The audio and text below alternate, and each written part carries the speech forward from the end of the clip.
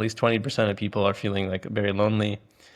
A lot of people don't have many friends, and even people who are connected, which is there's just much, much less community than there was a while ago.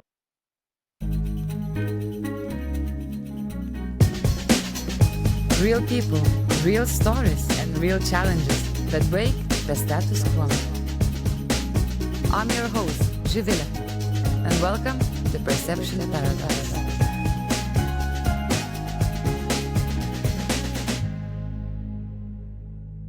Ladies and gentlemen, welcome back to Perception Paradox, and today we're up for a treat. I am joined by one and only Joseph Perla. We met with him at Web Summit back in fall, like a few months ago. I would say not even a few, it's been like nearly a year. And Joseph is the CEO of Hangout. I do recall him showing up at Web Summit super, I would say, with an extraordinary energy and incredible performance and really doing different things to actually fight loneliness. And he's also a serial entrepreneur. He's been, if I'm not misleading, 4 times founder. You, Joseph, as well raised over $10 million. And previously, you also worked for such names as Facebook and Lyft. So seems like you have a very strong background and in tech. And yeah, and right now you're building something that actually changes or contributes to solving one of the biggest world's problem, which is loneliness with Hangout. Welcome to Perception Paradox. How are you today? Good, good. How are you? Thank you for welcoming me here. Yeah, I've been working in tech in Silicon Valley for basically 2 decades.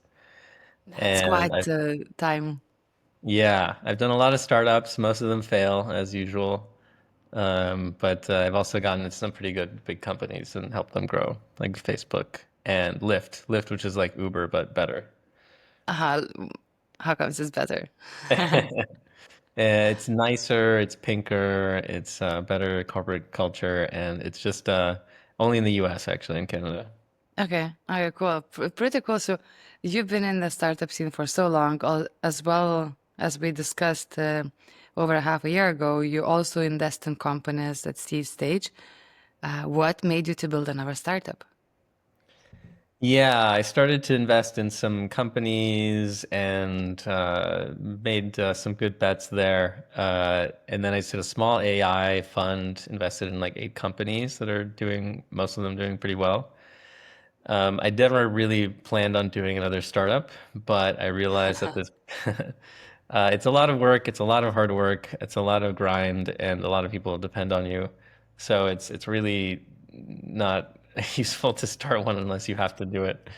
It's really a lot of but it's fun to learn. Like that part's fun. It's just there's always more stuff to do. I think Jensen Huang, who's the CEO and NVIDIA, also says the same thing. Like he wouldn't start the company if he knew how hard it was going to be to keep going with what he's where he's at. It's a lot to shoulder. You can't just pay another CEO to come in and do it. It just doesn't work. So let's see what happened. I was in Berlin at the time in 2020, and I was after Lyft, just having fun there, and realized that a lot of my friends who were DJs did not have a way to DJ. COVID closed all the clubs. They were really sad. They wanted to play music for people and they couldn't. And I said, well, why don't you use something like Turntable or what I built in 2011 that went viral Hmm. called Turntable.fm. And they were like, what's that? And I said, oh, it's shut down, but is there a clone of it somewhere? And they said, I haven't heard of anything like that. And I looked and there was nothing still, 10 years later, nothing like it. So I ran a crowdfunding campaign and I said, okay, if you really want this, give me your credit card. I'll charge you $1, $10, $100. Someone donated $1,000 because they just wanted to bring Turntable back. And then I tried it and I looked and I said, wow, thousands of people have donated. That means there's a real market demand for this. People really, really, really, really want this. So we went back at it and we said, okay, so let's start building it. I started talking to the labels. They were excited too. And we put together a consortium of advisors and labels and a team of engineers, and we put it together. And in the end, we finally made what I call it's a social music game. It's a game for kids or teens and Gen Z. and it's really fun. It's a music game, and it's a bit like Roblox. It's like the Roblox for music. A lot of people are very alone these days. There's a big loneliness epidemic. And one way to help combat that is to have a social outlet for people that people can access anywhere on the go or at home. And that's what we've made a kind of Roblox, which is a massive kids game. Roblox has hundreds of millions of users every day and 100 billion, almost $100 billion valuation. It's absolutely massive. But no one over the age of 22 has heard of it. It's a huge Mm-hmm. company, and Including they me. have no and they don't have a way to listen to all the favorite tracks that you want on demand. So we've created a way for you to actually hang out and listen to music and have a virtual avatar in a virtual world. That's what we've built, the Roblox of music. Oh, wow. That is pretty cool. So, who is your audience? So it's Gen Z, like teens and Gen Z. So Yeah. all the crowd who wants to just kind of hang out and so Gen Z is spending more time socializing in games than they are in social networks. So they're not Mm-hmm. on Facebook, they're in Roblox. Okay. That's pretty interesting. All right. So, it all started from you during the COVID time in Berlin, wanting to help your friends to share their music and to continue playing, right? Yeah, I think the best ideas are come from a need that either you have or someone close to you has. And then you also want to validate it as much as you can that people are going to pay before you start building. Hmm. So how did you pivot into the audience focus of the Gen Z and the kids? What is that loneliness gap we are seeing right now in the world Yeah, so for there's the a ones lot who are of not that connected, with the younger generations? there's a lot of press and the Atlantic and the New York Times talking about the loneliness epidemic. So a lot of venture funds and reporters are talking about this every single week. And it's a major problem. At least 20% of people are feeling like very lonely. A lot of people don't have many friends, and even people who are connected, which is there's just much less community than there was a while ago, right? We've lost a lot of institutions that used to provide that for people in rural areas, in farms, in churches, and things like that. And so we need some way to help really connect people again in community. And so games can really provide that social game where people hang out. So I think anytime you build a new product tends to be the younger people that try it first in tech. Hmm. So that's generally why we're starting with that. It may be that I mean, actually, a third of our users are older than Gen Z. So it's really for everybody who's really into this kind of thing. But if we talk about a focus, then yeah, it's going to be teens and Gen Z. How do you reach the people actually and your users? Because the acquisition strategies are changing, right? With the new generation, they're very picky, and also the ways to reach them. I find that it's very getting harder right now with all the like them not using the same social media platforms potentially like many of generations we used to use it, and all platforms a bit of kind of losing the interest and effectiveness. Yeah, Andrew Chen wrote a really interesting blog post recently where he said that, all channels are broken and Yeah. there's nothing that's working anymore. And I thought that was very interesting, and I think a lot of consumer founders are seeing that there's a bunch of truth in that. The way we're growing is that we have such a unique product that there's really nothing like it, and there will be nothing like it that people are telling their friends. So primarily it's word of mouth. Just people get on, and it's really, not useful to use it without your friends on there, right? It's like Snapchat. Like, are you going to use Snapchat without getting your friends on it? No, you're going to invite your friends. So it's the same, even more strongly, right? You want to listen with your friends there. And then once you do that, that's viral. Another channel we do is we do a lot of concerts with kind of like album release listening parties with major artists. So we've had Empire of Mhm. the Sun and Sophie Tucker and hundreds of other major label artists come and do promotions of their album on our platform. And we stream to millions of people. And so they have a lot of great times on the platform, and they bring users over to our platform for free. Sometimes they even pay us to access our audience. So that's pretty cool. That's so And cool. then And yeah, go ahead. yeah. I mean, those are great ways that we were growing for free, and plus any other Yeah. partnerships we have with social media or games or things like that. Okay, and how big is your audience right now since the last time we spoke? Yeah, we had just launched in Web Summit, so we were at zero that day, and we launched. Mm-hmm. Now in just 6 months, 5, 6 months, we've gotten over 1 million users. No way. You kidding Yeah, me? That's quite a yeah, good target, no? definitely. Yeah, it's good. It's right on target. Yeah. What would you say helped you the most to attract so many users? Was it those brand partnerships? Let's say you just mentioned Sophie Tucker, who potentially brought quite some interest, or it was a Yeah. mix of things? Most of the growth is word of mouth. So people inviting their friends. Wow, that's Yeah. wild. That's an Yeah. incredible so far. And so where do you see the Hangout platform growing then? Because it's all about the community. And one Yeah. thing is to attract one-time users, but somehow you still want to keep a community and engage. And I find that nowadays the market is quite challenged with so many options out there of different places to hang out online, different things to do. How do you keep that community?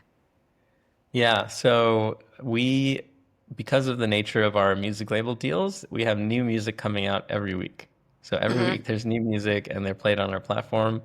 Also, every week we have new artists coming on and doing concerts on our platform. We'll have Backstreet Boys in a couple months.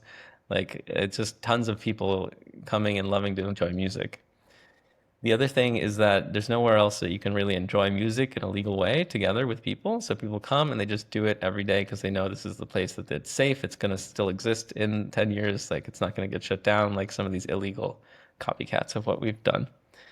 And the one thing we're starting to invest in now in the coming days is we're actually hiring for a community greeter role. So people who will take people whose first, it's their first 5 minutes on the site, and we just say, "Hey, here, how's it going? Here, Mm-hmm. play some of your favorite song. Oh, now you got the hang of it. Now you can create a hangout, invite your friends, things like that."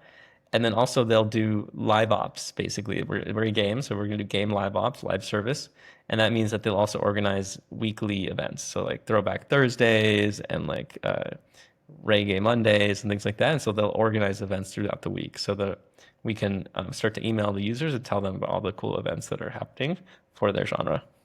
Can people also learn to play some kind of instrument online in your community app?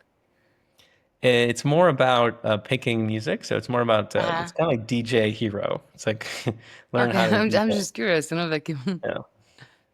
okay, that's incredible. So it's not your first rodeo in the startup world, right? You've been quite for 2 decades in the hotspot of the tech growth. Mhm. Where do you, so what kept you actually, what made you to build one more startup? Yes, you saw the problem, you kind of started a bit raising the money just to build a solution, but you continued, you pivoted, you found the audience and kept growing. Do you remember what was the pivoting moment? Was it the problem that you want to solve, or you just once a founder, forever a founder? I mean, I definitely prefer to be a founder, and this is my first time being CEO, so I really enjoy that. I really would have preferred to have someone else do this and succeed and make it an amazing thing. I tried to. I tried to get some other people to start it, and or start it with me, or just start it and just do it. And it was just, yeah, you can't really like get someone else to do a project for you. I'm surprised that these venture studios exist and maybe have success sometimes, because I find it pretty hard to get someone really focused and inspired enough to go through all the grit to actually make a company. It takes a lot of creativity and grit to really get through all the hard times. Yeah, I didn't I realized I was the only person that could do this Oh, in the really? world. So I just had to just keep pushing and pushing and pushing. And Yeah. now we've closed in on it. We have product market fit. 57% of users would be very disappointed if it went away. That's a Hmm. great sign. We just have something totally unique, like nothing else. And you've been building that basically what 4 years, right? Yeah, since 2020. So yeah, it'll It's be a, close to 5 years now. that's wild. It's almost happy birthday then. Yeah, it's almost going to kindergarten by now. Yeah. Yeah, Do you have my a first startup was a social network for high school students applying to college. The okay? idea was to help them kind of network and get into college. Ended up being used a lot by Chinese students trying to get into colleges, which is a lot in the news right now. And then that was sold to Chegg eventually. And Hmm. then there was the second one was a social network for scientists called Lab Meeting, and that eventually that was pretty fun, but that ended up That was funded by Peter Thiel also, but that eventually shut down with the market crash in 2008, 2009, Mm. and then and then I did a company called Terminal.com. Well, it was turntable.fm, obviously, and then that went pretty viral for a bit till the labels shut it down. And then Terminal.com was kind of like a Docker container cloud backend infrastructure thing, like AWS but faster.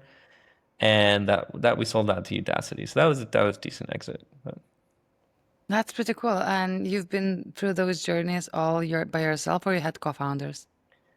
I had co-founders in all of those. In this company, I'm a solo founder. How is it different from having co-founders and right now being a solo founder? Yeah, I think being older and having experienced all of this and done all of it, it's a lot easier to be a solo founder because I've seen it all. Also, I think as an older person, at least me and maybe in general, people just have more even. They're more even in their emotions, and I think as a younger Mm-hmm. founder, you kind of like have ups and downs. And this, as a Yeah. startup founder, you have really big ups and really big downs. And so it's nice to have another person there who can kind of steady you. But it's as a solo founder, I really like it. I think you can hire people who you want to help. It Mm-hmm. can be a little bit more expensive on the cash side because you have to spend more money to get people as opposed to a co-founder working for free potentially. But it's if you have some skills, I think it's worth it. There's a solo founders group in San Francisco that I'd love to connect with that has a lot of other solo founders. So, I mean, it's not uncommon. I just got accepted into the Stanford Accelerator, and I think like 20% of the people there are solo founders. Oh, that's a pretty way bigger ratio than it used before. I find it Yeah. that right now solo founders are being a bit more normalized than Mm. back in the days. Yeah, there used to be a stigma that a VC would Yeah, never invest in a solo founder. Too much like key man risk or something. But yeah. yeah, I think mostly it worked out, and I think a lot of them maybe are recognizing that co-founders often have a lot of fights, and then that is very disruptive too. Yeah, and I've been talking now with recently with one of the investors, and he was like, "Yeah, I mean, ideally we would like to have this ideal setup in the founding team, but then you say to the founder who comes solo that you're not going to invest into him unless he finds a co-founder, and then he finds or she a co-founder, and then they're completely not a match, and basically they get an investment and then they break up Yep. in half Very an common. year." It basically happens Yeah, all the time. I think if you ask a room of founders if they've broken up with their co-founder, and I think yeah. I'll be surprised if it's not 100%. That's wild. So cool. So basically now while building solo, you can also get more freedom of choice in a way and just getting things done with the big vision the way you see with the Yeah. team. Yeah. Uh, your previous businesses were also a lot related to networks, communities. Yeah. How are you seeing the shift of the community Yeah. Shift as a unity? as Are a you seeing community. any shift? How did we evolve when it comes to, or what does community mean to you Well, actually? Mark Zuckerberg is now saying that there's not going to be any more humans. It's all robots. So you'll join your Meta, and it'll be all your friends are going to be robots. So Oh, maybe that's wild. I don't want that's the that. shift. All AI. There's no more. You won't be interviewing me. You'll be interviewing an AI about something. I really hope I'm gonna keep still real people, real stories, real challenges. That's my mission for sure. But how was it? How is it for you? You've been in this community topic for quite a long time, and we tend to really drop the name of the word community in every different occasion. Community, ecosystem, unity. No, no, no, no. What does that mean for you, and where do you think Yeah, I've we always are just built nowadays? communities and systems. Like in high school, I built a lot of clubs, like the chess club and the science club. And then in college, I created or rebooted the entrepreneurship club at Princeton. So Mm. I dropped to zero members in 2007, 2006, and then so I rebooted it, brought in hundreds of new members, and then now it's actually the entrepreneurship club at Princeton is the number one biggest organization on Oh, campus, actually. really? Yeah, everyone is doing it. It has like dozens of officers, and they're very organized. It's pretty awesome to see that. I mean, most of the reason for that is just that tech is taken off. It's not much of my work, I would say, but I'm pretty proud to have gotten that where it is. That's so cool. Yeah. And you've been grinding with the Hangout for quite a long time. And how big is your team right now? Do you have Very small. We have less than 10 people. It's very lean, very efficient. and are you going fundraising way or you're bootstrapping? We raised from Founders Fund. Founders Fund, we thought was a great seed funder because they were the Mhm. first investors into Facebook and to Spotify. So it's kind of a perfect combo. I Okay. think I'm realizing Yeah. now since we're a game, it would be good to get a games investor as well. Okay. Fair enough. And so where do you see Hangout growing next? Like now you launched half a year ago at Web Summit Yeah. in Lisbon. You have 1 million users, right? The retention seems to be pretty good. What's your big vision for the problem you're solving? So the next thing will be monetization. So we're looking at turning on a way for people to buy virtual goods. So a way for them to like launch a firework effect or a disco ball or Mhm. confetti and just really add to the vibe and the party in the space. Okay, that's Yeah. pretty So cool. so monetization will be big. Games monetize with virtual goods. They don't always or often monetize with ads. And so we want to provide a way for users to easily just have fun, have great experiences, and support the service and pay for the music and everything. How do you make decisions on what kind of ads on for users should be added? Do you talk to your customers or do you have some kind of Yeah, close we talk community events? every single week. So, for example, just after this in 30 minutes, I'm going to do a weekly CEO happy hour where I'm just in the Hangout and talking to people, and they come in and ask me questions. That always goes really well. People are very respectful and nice, and we just spin music and talk, and they give me their feedback. We try to organize it, and yeah, that's what we do all the time. And then I'm also in the rooms talking to people, seeing how they're onboarding and seeing what to improve. Users are very responsive. We have thousands of people in our Discord for support, and they also give a lot of advice about what they want to improve on the site. Is music also play a big part in your role on a daily life? Yeah, I play violin every day. I'm now trying to practice 2 to 4 hours a day. One, two, oh, wow, that's a lot. Yeah, That's pretty cool. yeah. And were you always in the music? Yeah, I mean, I've always loved really good music. I mean, of all genres, um, different Okay, kinds. It's any good music. Like, I think it's really something that really moves people and adds a lot to your life. If you also watch a movie, the soundtrack is so important to it, to a good movie. 100%. Yeah, 100% with you. That's pretty cool because then, like what I'm hearing from you, that it makes sense that it keeps you really connected with what you're building and the problem you're solving because you also seems that have a relationship to the industry itself. yeah. And that's amazing. Try watching like Star Wars without the soundtrack. It just looks and feels so mushy and terrible, like boring and terrible. Like it just is not good. Whereas with the music, completely transforms everything. And Okay. all your favorite TV shows and movies are really the music changes everything. Even simple movies like The Social Network are really transformed by Trent Reznor's music. That's pretty cool. So maybe if we can touch base a bit on the tech ecosystem, how did you see the tech scene changing in the US and especially right now you spend a lot of time in Silicon Valley, right? Yeah, And we had this big boom of SaaS and everyone super yeah, hyper SaaS. performing. What's Yeah, happening now? yeah, it's interesting. Yeah, I've definitely seen it change. So I was part of the first or the last boom before 2007.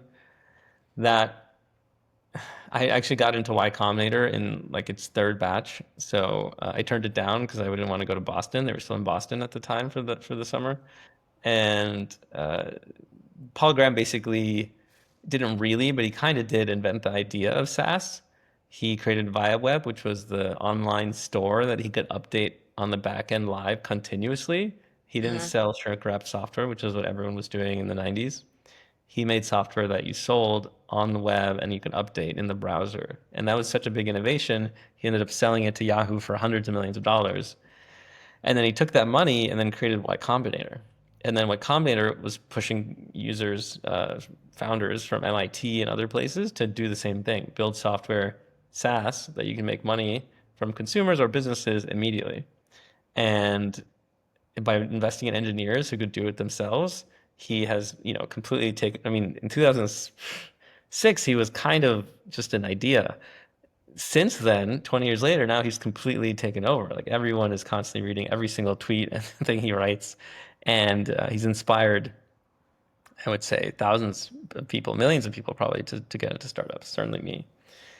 So that's been a big change, right? So it used to be that VCs had a lot of power and they would like bully around founders. And over the years between Paul Graham and Founders Fund, and A16Z and Sequoia changing, like it's become a lot more founder friendly, especially Mm-hmm. with zero interest rates and just a lot of the tech that founders have been bringing in. So I've seen that improve a lot. It's created a very like rich ecosystem here for people to make startups. It's really, if you look at the economy as well, California's economy has outgrown Japan's now. Again, largely on the back of tech here. So California alone is the fourth biggest sector of the whole, fourth Okay. biggest economy, right? It's almost passing Germany even. So Yeah. Wow, that's big numbers.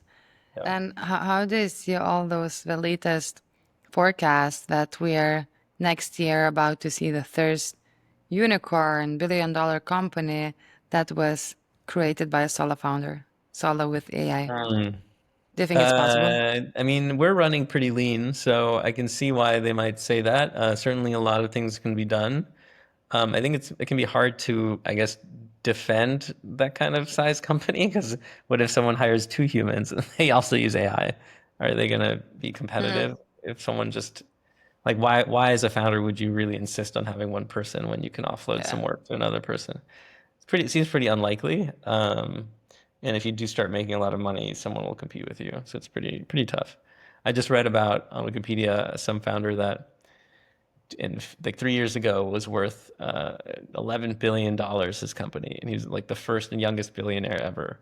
And now that company's worth like $500 million, so 90% reduction in value in Mm-hmm. just a year. So it's, valuations also don't necessarily reflect reality. So, I couldn't agree more about that part as well. It can yeah. be sometimes boosted for sure. Yeah. But there's the AI score leaderboard, AI lean leaderboard, lean Yeah. AI scoreboard. And that has a list of companies and how much money they make per employee. And that's also really, it's like a fun thing to look at. It's interesting to see really lean teams like Telegram make a ton of impact and have a very efficient team. It's very Mm-hmm. impressive. That's pretty wild. And talking about having a lean team, being a solo founder, uh, and entrepreneurial journeys, ups and downs. How do you cope with when sometimes it's more difficult? Oh, hmm. Yeah, I mean, definitely had some difficult times. Let's see. Yeah, I don't know that the downs haven't been so bad. One thing that's helped as a solo founder is I decided to get a lot of advisors. So I brought on in technology and in music, and now I'm going to bring in advisors in gaming, people who can give me, have the time to give me and just be able to direct me in the right ways to a lot of other uh, like advice. Basically, I can basically run. Should I change the name to Hangout? Should I like talk to this person? They help me Mm-hmm. close deals and partnerships, right? So I'm thinking a lot about that, and that's what we're focused on a lot. Yeah. So it seems like having surrounding yourself with the right people who can actually advise on the journey you're going through in the market. Yeah, because as not having a co-founder is no one for me to talk through Mm-hmm. ideas with or issues with as they come up. Yeah. And how do you get such big deals and big names to Hangout app? Because you're pretty young. Is it because of your established network already in the area? Or you simply got bump into the right people who introduce you to the right people? I'm making something totally unique that never has existed before, and Mm-hmm. people love it. I think people are recognizing that no one can build anything like this, and I have done it, and I'll do it Wow. again. And it's it's obviously succeeding in some ways. So yeah, people like it a So lot. having the USP, and why do you think is nobody else can build it similar way? Um, uh, I don't know why. I guess people have visions, and often people just copy other people's visions. I'm not sure. Okay. Yeah. Were you always a visionary? I like to imagine things. I also like to think a few steps ahead. I played a lot of chess when I was little. I think chess is a really great game for thinking like a Yeah, few steps ahead. Like you for have to sure. think, oh, what if this person moves this person's going to move this, then this person moves here. And so when you think through that, then it becomes a bit unique. And then I think I've always tried to think outside the box because I find that the box is pretty limiting. I don't know how you feel about that. I find that the box is pretty limiting, but then sometimes we get into the routines and into the systems that it's so hard to look outside that. How do you Mm. break from it? How do you keep your Mm. mind free? Because even when we met at Web Summit, right? The things you were doing, bringing artists, doing all those performance lounge, etc., that requires thinking outside the box. That requires some kind of different type of hustle, getting the people, flying them all over, convincing someone to perhaps pay the trip and so on. That's a lot of thinking outside the box, Yeah, it was hard. finding the ways. Especially I did it And all in the last minute within a week. here we go. Did you go to the concert? Did you make it? I couldn't. I think I was either in the meeting or on stage. Yes, and I was like so sad Okay. about that.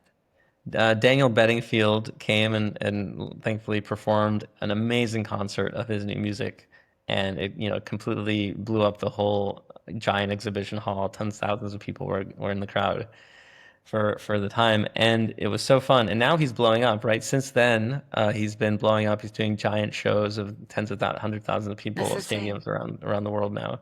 And yeah, it was good to have him be part of the launch. He's a good friend, and this web summit was super helpful in organizing and having being really on on supporting us to get it up and going really quickly. So it's pretty cool. Did you manage to see some kind of traction after that? Because that's one of the things founders usually debate about the events and about doing some launches. Oh, how do you measure the value and what's the ROI, etc.? What's your thought on that? Yeah, I mean, we will only do one launch ever, like launch announcing the deals. So we just needed to do that and make it something really, really unique. It's just one time ever. We were hoping to get more press about it. I'm glad we Mhm. met and we're on this podcast. But we got some press out of it, but not as much as I might have hoped. Okay, but it's still some time, it's now half a year after the launch and you keep growing, hitting incredible numbers. So Yeah, we had a perhaps, lot of press. We were in Billboard and Hollywood Reporter and a bunch yeah. of other things. But yeah. So what's a major challenge right now you're facing with in your journey? Let's see. We're just trying to figure out how to move even faster, right? We just need more engineers and more talent moving forward toward the goal. Thankfully, I found an amazing designer recently, and that's been really helpful. Hmm. And as more and more people see what we're building, like more and more people are getting excited and helping out. Do you have some main distribution channels or still rely on word of mouth and have some referral incentives? A lot of games are reaching out to us to integrate our technology into their platform. So you'll be able to use the Hangout Music Pass and actually Yeah. listen. All these games don't have music, and so they want to be able to integrate music into their Oh, that's platform. so So we provide that. clever. All right, and that's something that you've built basically with your experience and knowledge? Hmm. This is wild. Congratulations. That's pretty awesome. All right. So what can I say? We're getting closer to the end, and I have this tradition in the podcast to leave the audience with a thought to ponder. And usually, these are the people who are building something or about to build and facing those founders' challenges. And it's always inspiring to hear some people like you just show up. Yeah, it's hard, it's difficult. You just have to show up, So, what would be your thought to ponder for everyone who is here with us today? Closing thought for Hmm. founders. Yeah. One thing I said in another podcast is to think carefully about how you're going to get. There's distribution in general, but also there's just distribution to get your initial users. Like, how do you get people to test your product and give you feedback? You I can't just buy ads because those people don't care enough to give you feedback. So the question is like, how do you? One thing I learned also through the crowdfunding is those people who gave you money who want a product early, like Kickstarter, don't have the patience to test your product. They give you money. They want a finished perfect product, so they don't want to test it. Oh, It's okay. hard to find testers actually. Um, of the 100 people you know, maybe 1% of them will willing to test and give you feedback more than 2 times, right? Like so, it's going to be hard to get feedback, and so you might have to do a lot yourself. But then you're going to be overfitting your problem to one person. So I guess that's why partly why B2B can be a little bit easier because you have what they call a design partner, which is someone who like sits with you and is maybe even paying you and is committed to making your product good enough for them, and then maybe it generalizes to other people. But they have such a burning need that they're willing to deal with a broken product for a long time. Hmm. And how did you test it actually? How did you find your users who would be willing to give feedback? We had a luckily a big contingent of users who loved old turntable.fm and were willing to come back and try it Okay. out. And they knew exactly what they were looking for, and they've been so passionate about it that we were able to capture them again. That is so cool that you've been building something before and you kind of brought it back, but with a twist, with some kind of updated latest technology perhaps, and kind of giving it a new space in a new time where It's it's definitely a new clearly needed. time, yeah. I mean, games were kind of obviously always existed, but Yeah, the idea of virtual goods weren't really a thing. The idea of subscriptions for music wasn't a thing at all. Just absolutely. completely different landscape. But now people, I mean, the biggest thing is just people are willing to pay for this kind of thing. People are willing to Wonderful. pay a lot, billions. So it means that it's really Awesome. viable now. But Joseph, I have final question for you. Why do you care? It really seems to know you care, so I'm just curious to hear also. Why do you care to fight this loneliness pandemic, I've epidemic? built a lot of communities before. I think it's really important that people connect, and music is the best way to connect. We are living in a fractured time. People are going to the streets and fighting this way and that way. People are losing connection to each other. People are losing connection to family, to their neighbors. I think a big reason of that is that we've lost our connection to music and community. Everyone's listening alone to their headphones and listening to alone to a hyper personalized AI Spotify. I think this AI is ripping us apart. What we need to do is go back to human intelligence, HI. Hangout's all about HI, human intelligence. A human picks every song. You appreciate every song. Every person's accountable for every song they play. You know who's playing it. And by doing that and having everyone listen together, you can bring the world together again. Listening to music, hanging out around a campfire, and then running around and singing and banging drums humans have done that for millions of years. And so I'm not doing anything new. I'm just taking us back to what we've always had. Couldn't imagine a better way to finish. Joseph, thank you so much for joining us today on Perception Paradox. Where can people follow your journey? You can join. Let's see, Hangout.fm. That we're gonna set up an email list soon around that. I'm also at jperla on Twitter, although Twitter's not the best anymore. It's a good point. I should have a personal email list. That would be a good idea. It's okay. Think about it. We still have time. I will put in the show notes the Hangout app details in the meantime so people can test it out. And thank you very much for joining us today. And can't wait to reconnect in a half a year and to see Yeah. how has been your journey. I think for your audience, I think following me on LinkedIn. I post a lot on LinkedIn. I think it's the best. Awesome. So I will leave the links in the comments. So thank you, ladies and gentlemen. It was Joseph, the guy behind the Hangout app. If you haven't heard about that, that's the right time to check it. And yeah, thank you very much for tuning in. And thank you, Joseph, for being with us today. Thank you.